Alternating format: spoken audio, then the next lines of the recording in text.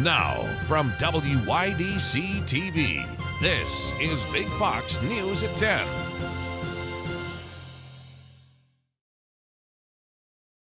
Good evening, I'm Harriet Wallace. Ann has the evening off. Autumn in the southern tier, that means beautiful nature and wonderful colors. Our Sonia Ellison tells us the fall foliage is bringing people to take in the southern tier scenery. Fall foliage is finally here in the southern tier, with Harris Hill and the Elmira area expected to reach their near peak of fall foliage this weekend.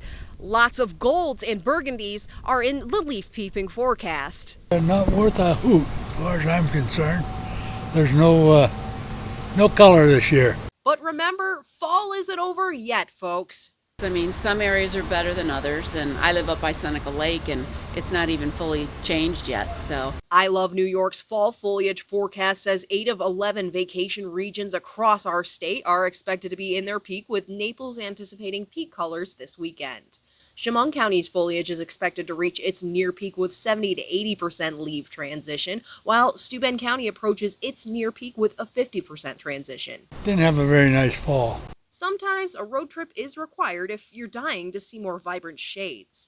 I think just driving around in the country is some of the best foliage. We just went up to Harris Hill, and just driving the roads up and around Harris Hill are beautiful. There's lots of picture opportunities, and you can see for miles up there. Despite the lackluster start to this year's leaf-gazing period, residents are reminded that brighter days are ahead for the unofficial favorite season. I think it's always beautiful. Fall's the best time of the year up here, and people come from all over to see it, so I love it. Sonia Ellison, Big Fox News, Corning. Thurston Town Board voted 5-0 to pass a local law banning the spread of municipal sewage sludge on local fields. This foreshadows a very likely legal battle with Casella Waste Systems that could set precedents statewide.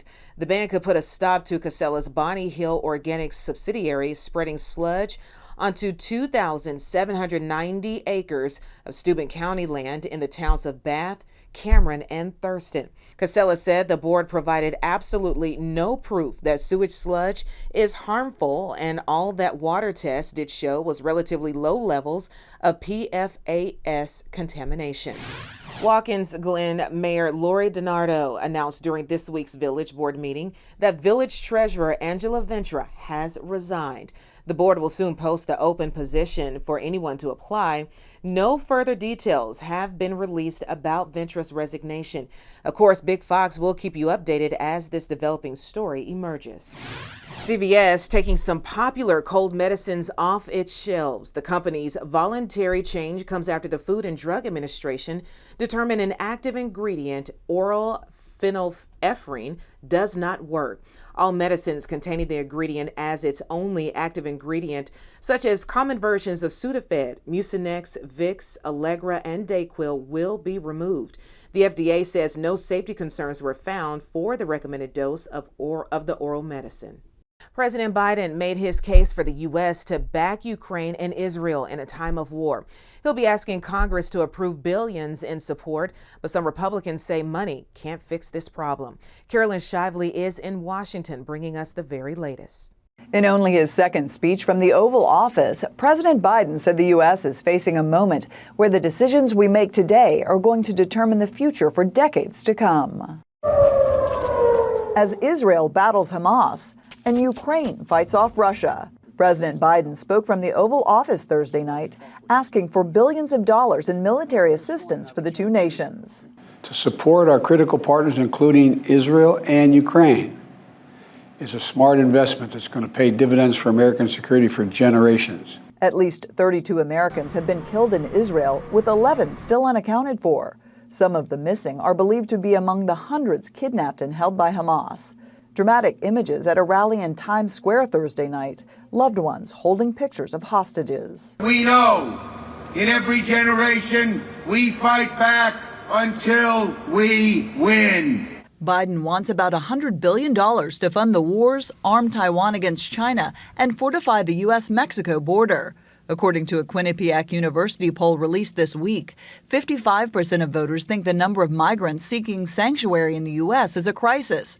76% think supporting Israel is in America's interest, and 65% think the same of Ukraine.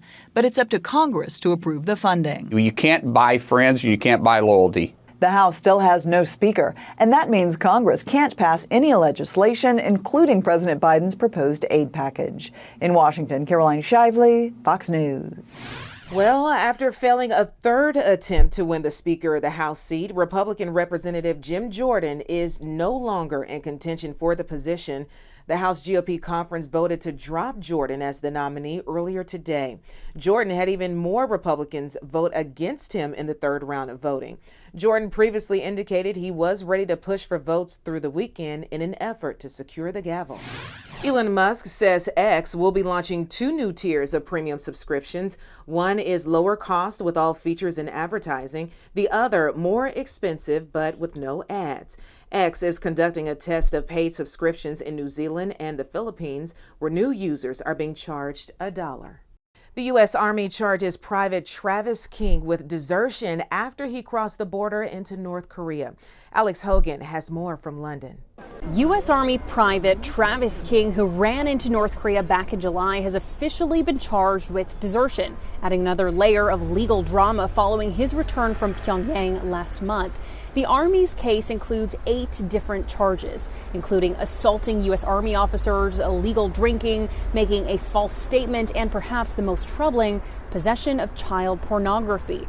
In a statement, King's mother says her son is suffering from a mental health crisis prompted by his military service, writing in part, quote, "Mother knows her son, and I believe something happened to mine while he was deployed. The Army promised to investigate what happened at Camp Humphreys, and I await the results." At the time of his release, the Pentagon said getting King family support was a top priority. Private King was in the DPRK for just over 2 months, so it's something that we're incredibly focused on making sure that he is being able to be reunited with his family. King's desertion and release put a spotlight on defectors on both sides of the Korean DMZ. Earlier this week, an American special envoy was in Seoul meeting with South Korean counterparts to discuss the safety and relocation of North Koreans who cross the border. Will help provide protection for North Korean refugees, whether it be here in South Korea or the U.S. also remains open. The Pentagon says it's still not clear why North Korea sent King back, but they suspect it's because he was a low-ranking service member with little propaganda value. In London, Alex Hogan, Fox News. Your weekend forecast up next. Plus, getting tired paying for all those apps? Well, there's an app for that too. I'm Eben Brown in Miami. I'll have that story straight ahead. Here's your local stock market update from Big Fox.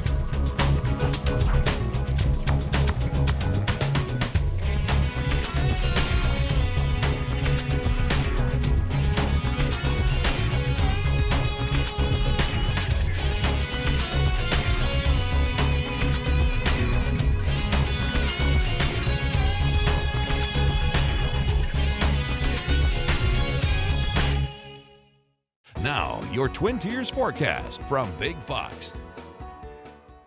Good evening and happy Friday. We were making efforts throughout the week to get out of that rainy weekend system where we had accumulation through Tuesday, but we were looking a little brighter even through our Thursday forecast. But today we were right back to working into some of those gray clouds. Now, we were the middle ground of watching a system from the east and the west move in, but it has eventually taken over our area here, and we're noting that we are going to watch a frontal system with the westerly system slide through, which is bringing us some switching winds. Now, the good news is that with still southerly winds in place, it's keeping temperatures mild through the overnight. But that's just for now. We'll talk more about temperatures here in a moment. But note that into our weekend, it is going to be a rainy and breezy forecast. Now, the good news is that we are not seeing the highest impact. So getting outdoors possible, as we will lead to some drier conditions and those winds easing on the more quicker side than some, especially farther off towards the northeast.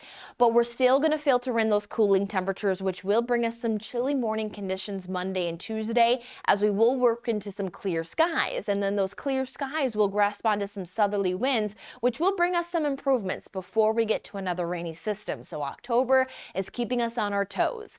Now, as mentioned through the overnight here, we are watching that cold front is finally working its way through. So along that boundary, there is some moderate pockets associated with that, and that's going to continue to depart the area. And what we'll see is that westerly and easterly system is going to merge together and intensify as it works towards Maine. So again, we're in the proximity of that system. So as we are on the backside of it, we'll have some hit or miss rain showers throughout our Saturday, but also note you can see where the moisture is a little bit richer off towards the east. And with our area, there is even some filter of some maybe sunshine out of that cloud cover. How much of that will we get? It's going to depend on the proximity of our direction to that low pressure system and the backside of that system if we continue to stay strong enough with winds to shake out some rain showers. So some variables to watch, but either way, it's definitely going to be a weekend of more showery conditions where we don't see much for accumulation, as we only have 1/4 of an inch to about 1/2 an inch. So it's not going to be a washout, but it's going to be more of the gloomy and cooling conditions that will be felt as we linger with some of those scattered showers. We do hang on to 58 degrees. However, note that the day starts at 50 degrees, so that's only 8 degrees of warming from sunrise to sunset. And we'll note that what halts those temperatures is those stronger west-northwesterly winds, which starting at noon will be gusting upwards of 20 to 25 miles per hour. So as we have a high 58, again, that's seasonal. But with that continuous northwesterly trend and staying underneath those gray skies, we only have a high into the 40s on Sunday. And then that's going to give us some chilly mornings Monday and Tuesday, where we may need some frost and freeze concerns. But at least we get some sunshine, and we'll turn those high temperatures around through Wednesday before we'll track another round of some wet and cooling conditions by the end of the week.